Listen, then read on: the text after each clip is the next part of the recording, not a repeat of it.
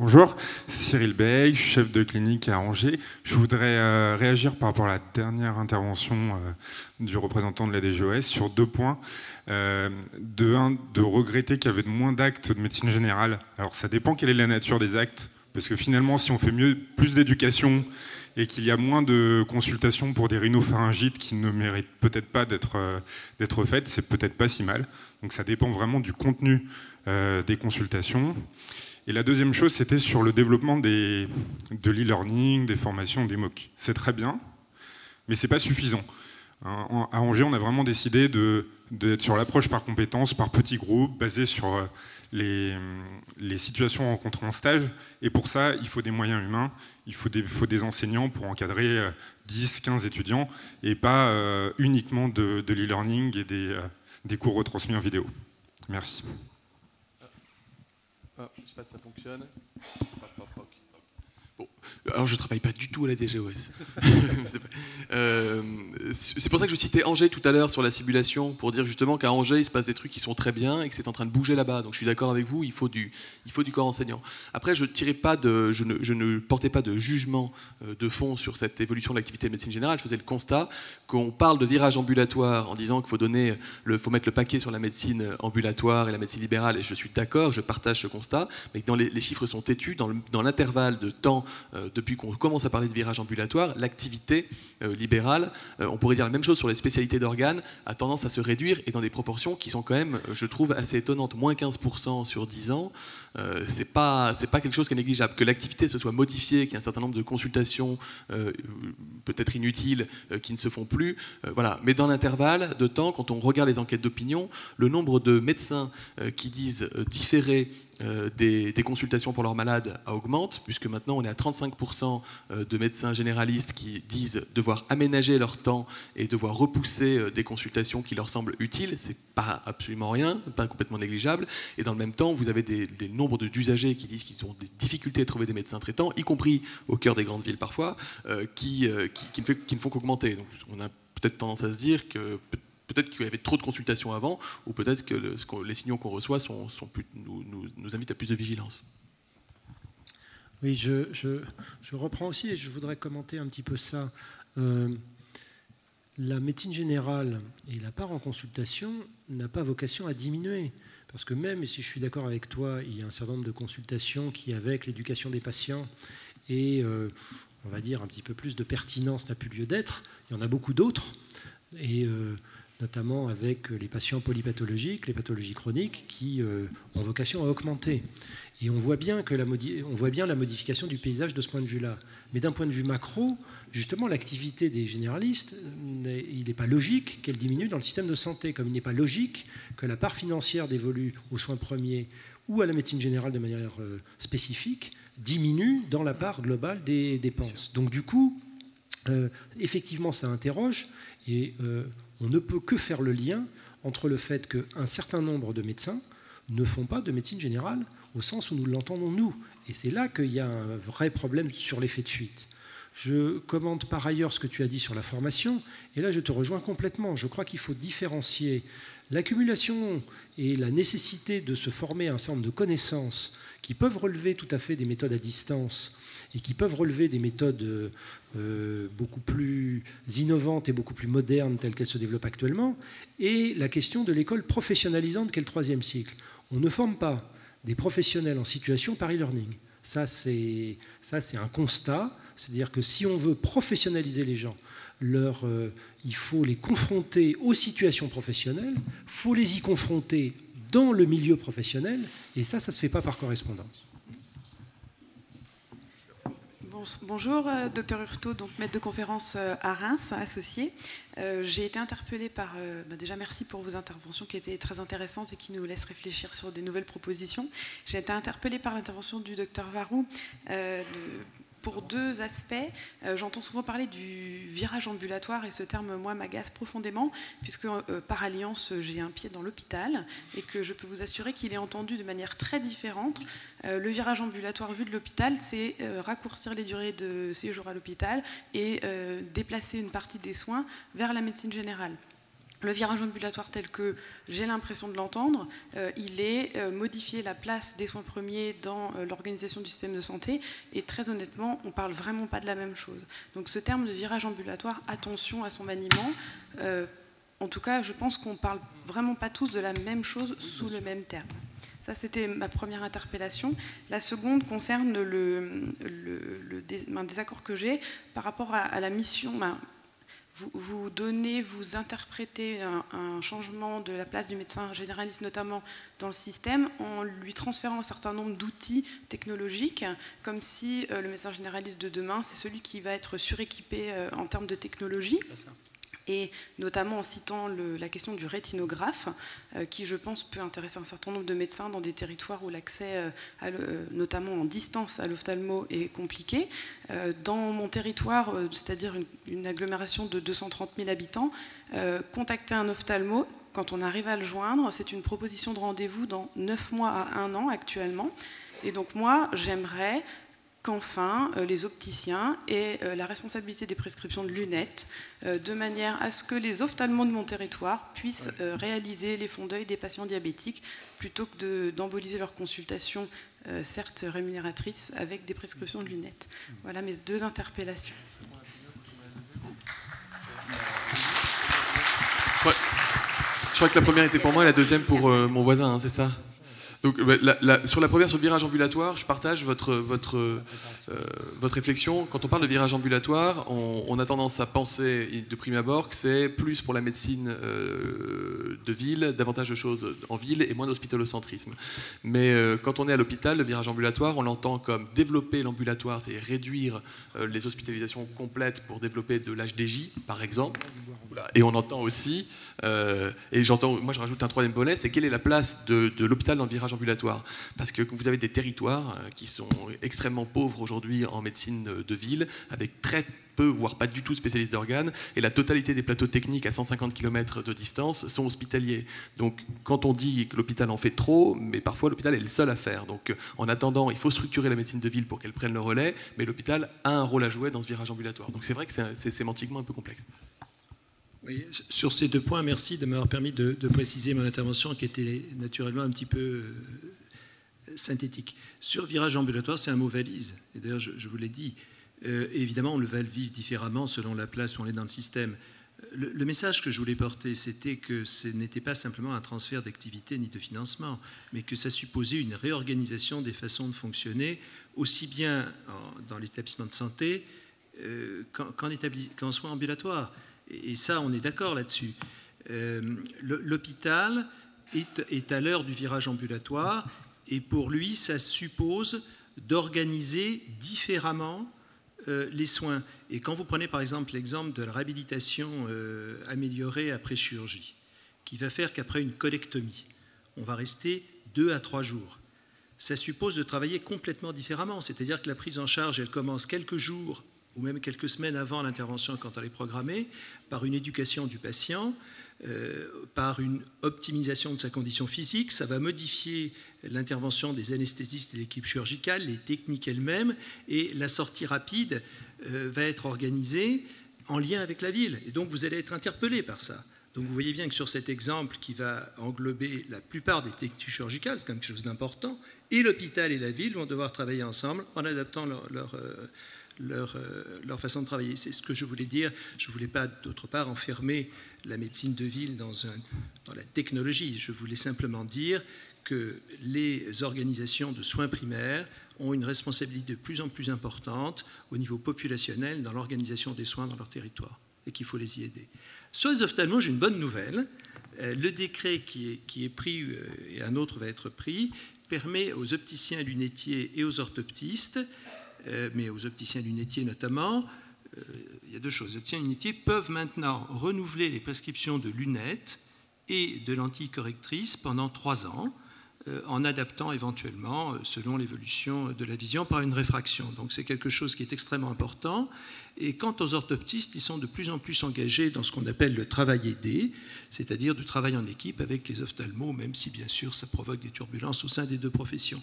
Donc nous sommes particulièrement attentifs à l'amélioration de l'accès aux soins visuels et de la filière visuelle. Ça ne passe pas uniquement par des modèles techniques de type rétinographe, ça passe véritablement par une hiérarchisation des travaux et des compétences de façon à ce que, comme vous le proposez, les ophtalmos puissent se concentrer sur les actes les plus médicaux et quelquefois les plus chirurgicaux, qui d'ailleurs ne sont pas si peu rémunérateurs que ça quand on y réfléchit. Bonjour, je m'appelle Julie Leclerc, je suis interne à Bordeaux, en médecine générale. Et je voulais faire une remarque par rapport à la formation, puisqu'on parle énormément de la formation des étudiants internes en 3e cycle. On a parlé de la PACES et on a parlé du concours de l'internat. Mais moi, j'ai juste une remarque par rapport au fait que je trouve que nous, les jeunes générations, on est très peu formés, très peu informés sur les possibilités qu'on a en médecine générale. C'est quelque chose, finalement, le concours national classant va former la moitié des étudiants à être médecins généralistes. Et le CNG n'est même pas représenté à l'ECN. On nous apprend des mesures de taille de valve aortique, etc. Quand finalement on ne sait même pas quelle caisse représente quel patient va être remboursé par quelle mutuelle, et beaucoup de côtés pratiques qui sont absolument effacés de l'ensemble de notre formation. Et je pense que ça a une part énorme quant au fait que peu de personnes aient envie de faire de la médecine générale parce que ça fait peur et parce que finalement on n'a aucun apprentissage là-dessus. Et même pendant le 3e cycle, assez peu. Voilà. C'est un des enjeux du stage.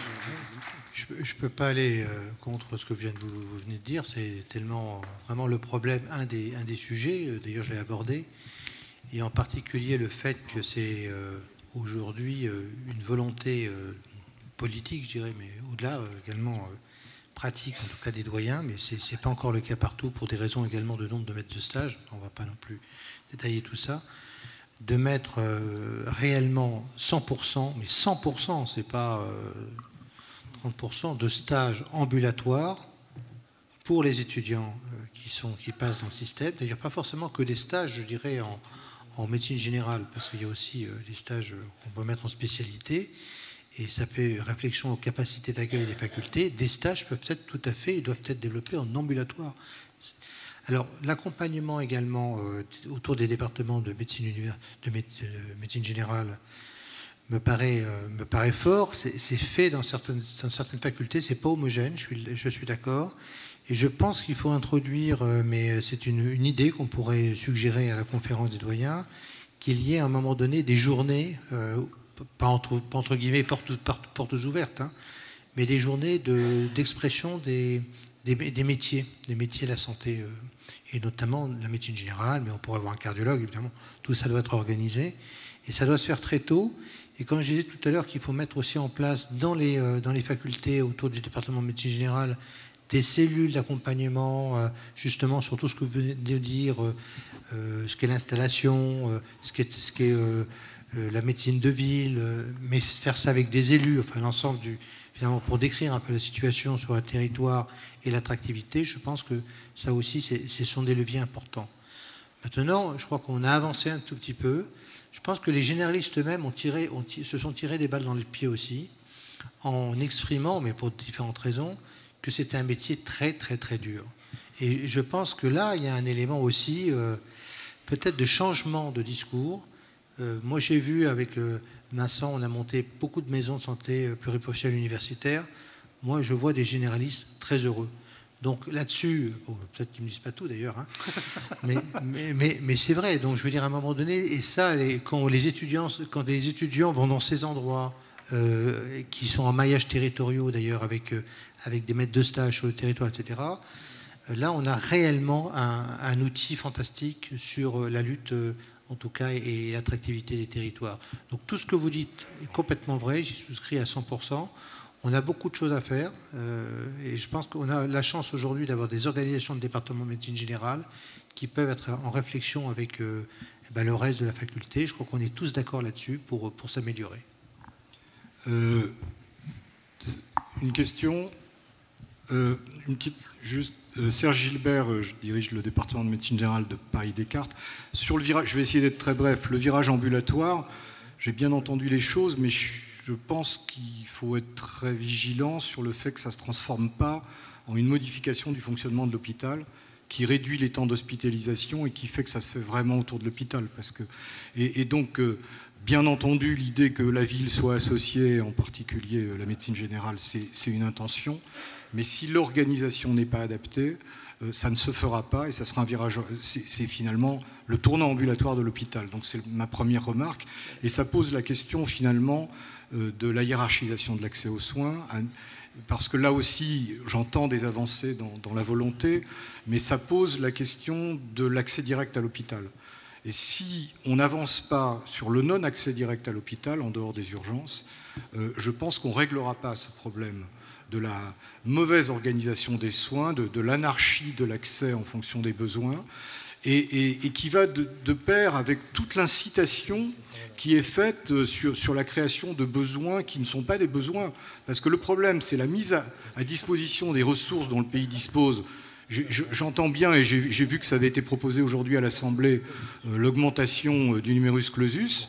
Mais la question, c'est il y a parfois des faux besoins. Enfin, je ne vais pas revenir sur le débat sur les centres mémoire ou des choses comme ça, mais on voit bien qu'il y a des appels d'air qui ne sont pas obligatoirement des réels problèmes de santé, réels problèmes de santé en termes de ressources et de recours qu'il y en a d'autres, et que si on respectait un accès par la médecine générale, eh bien, on utiliserait à bon escient les moyens à disposition.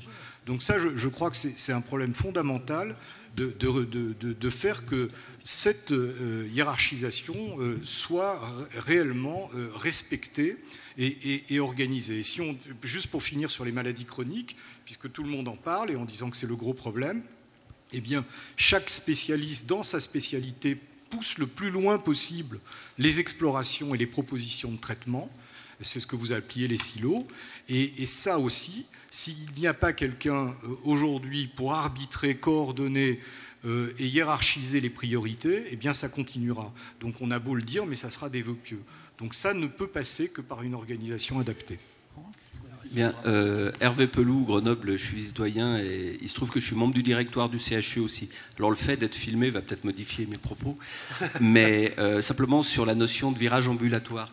Comme l'a dit notre collègue tout à l'heure, c'est vrai que ce terme peut prendre des définitions un peu différentes. Et lorsque au directoire du CHU, on a la présentation de l'EPRD ou des bilans financiers globaux, il est vrai que cette notion de virage ambulatoire devient synonyme de diminuer la DMS pour diminuer les coûts.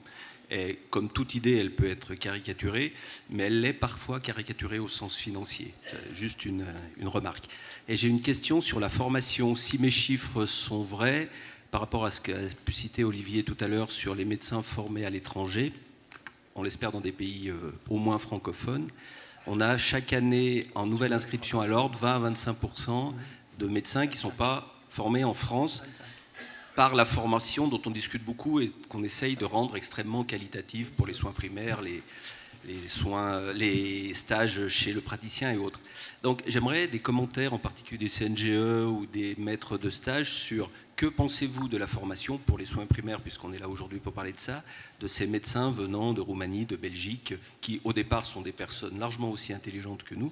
Est-ce que leur formation est au même niveau et comment est-ce que ça se passe ? Enfin, au départ et à l'arrivée, parce que a priori, ça n'a pas forcément de rapport direct avec l'intelligence. Le problème de la Belgique et de la Roumanie est quand même pas du tout le même. Je ne sais pas si le doyen Marco Schengen est là, mais je n'oserais pas... Je ne vais pas dire des choses sur la Belgique. On est confronté à deux types de problèmes. D'une part, les étudiants qui viennent des facultés étrangères, mais qui rentrent en troisième cycle en France, en repassant les ECN. Et puis, où c'est déjà un problème, mais Jean-Luc Dubois-Arandé faisait allusion à la manière d'entrer dans le troisième cycle, parce qu'on est confronté à des vraies situations à problème de la part... en rapport avec des étudiants qui clairement ne sont pas du tout au même niveau que les étudiants de fin de deuxième cycle en France et qui posent de réels problèmes pour prendre leur fonction d'interne. Donc ça, c'est une part qui est de moins en moins négligeable en DES de médecine générale.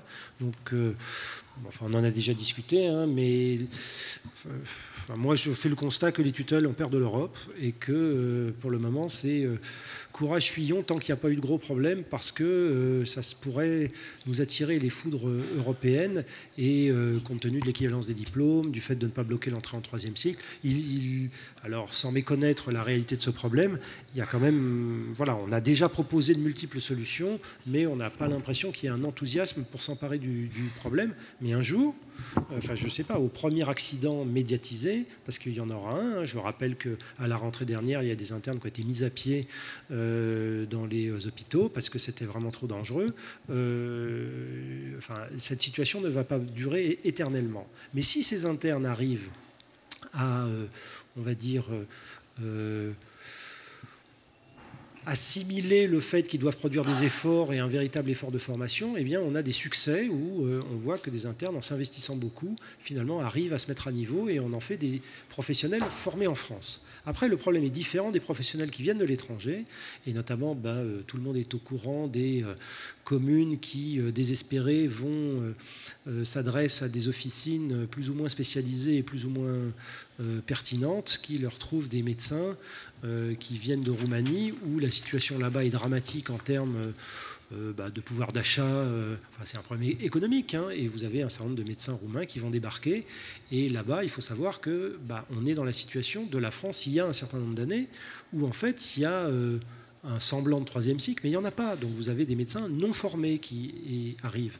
Et je pense qu'il y a un véritable affolement que je comprends, hein, qui agite les élus locaux qui se retrouvent sans médecin, qui sont prêts à faire n'importe quoi, et de ce point de vue-là, qui font n'importe quoi. Et que les conséquences sont parfois, alors en rapport de coût-efficacité, vous en avez quand même un certain nombre qui repartent. Il y a des effets d'aubaine absolument terribles. Donc il y a beaucoup de collectivités, des petites collectivités territoriales qui dépensent beaucoup d'argent pour pas grand-chose.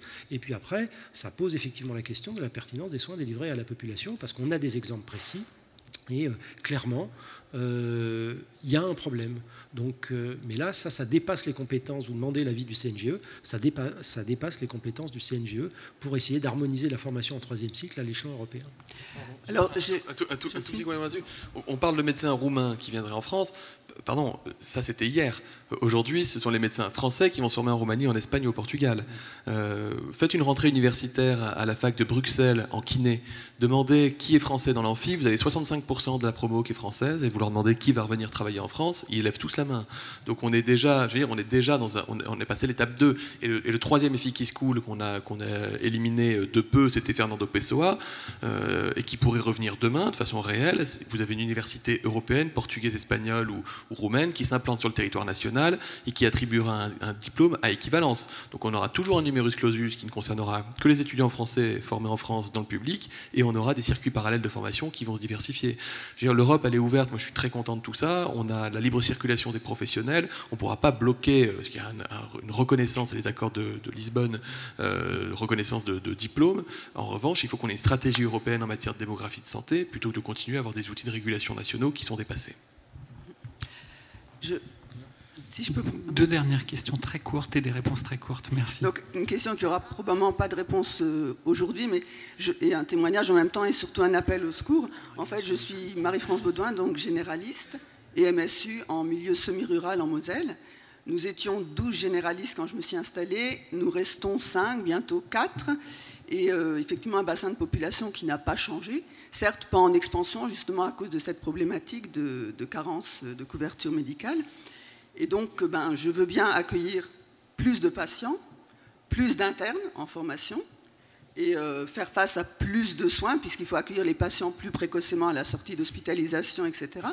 Mais à un moment donné, il faut nous aider à survivre. On en a un peu besoin. Pierre-Louis. Oui, je voulais revenir sur la phrase préalable et d'ouverture de Pierre-Louis Druet. Donc là, je vais plutôt parler au nom du Collège de la médecine générale. Michel, tu nous as dit en préambule, il est évident que ce n'est pas en faisant une ONDAM spécifique soins premiers qu'on va tout résoudre et que ça va donner... Bon.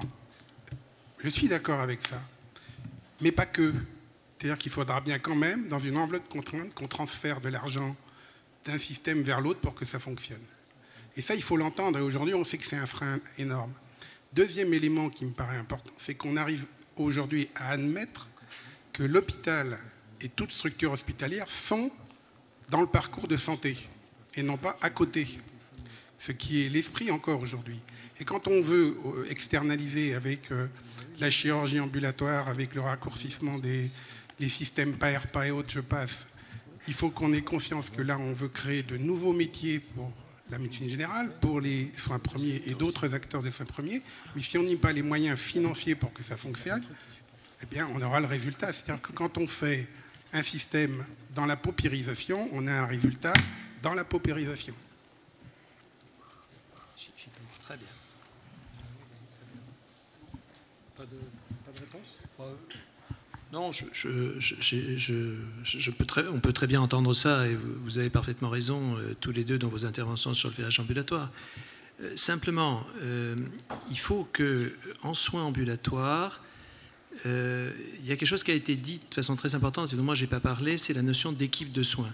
C'est-à-dire, par exemple, sur la problématique de la sortie précoce après chirurgie, qui est un bon exemple, parce que ça va se faire, et à part les enjeux financiers, c'est aussi la création de nouveaux métiers à l'hôpital, mais la création de nouveaux métiers aussi en ambulatoire, parce que ce n'est pas obligatoirement le médecin généraliste tout seul qui va prendre en charge, c'est le médecin généraliste avec des paramédicaux, des assistants médicaux, des infirmières, dont certaines auront des pratiques avancées, puisque c'est quand même aussi dans la loi, et qui pourront vous aider, parce qu'au fond, l'infirmière de pratique avancée, ça a un rôle pour aider les médecins à faire face aux réponses et à répondre aux besoins de la population.